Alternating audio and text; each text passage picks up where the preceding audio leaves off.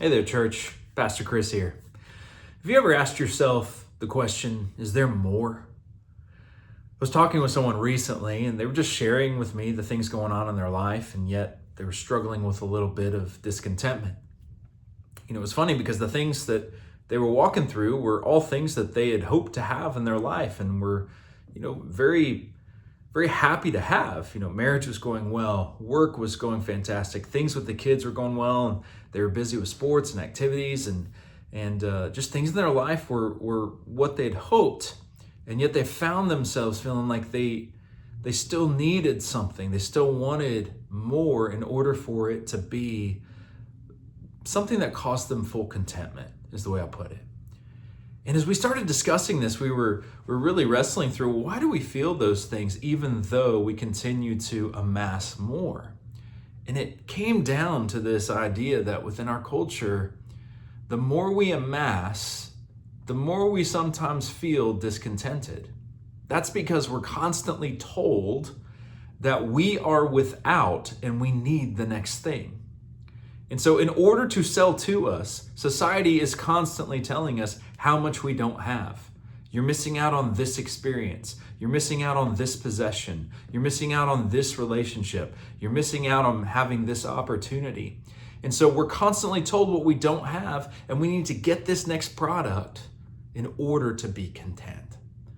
Well, no wonder we sit in these houses that are full of things and the experiences that we've had, and yet we might sit there asking the question, is there more?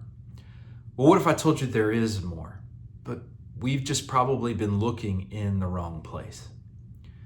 Jesus told us that he came to give us life and to give us life abundantly in John chapter 10, verse 10.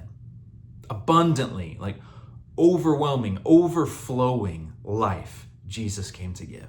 Now, that doesn't sound like there's any room for discontentment there. But what it does sound like is that Jesus himself is the reason for that contentment.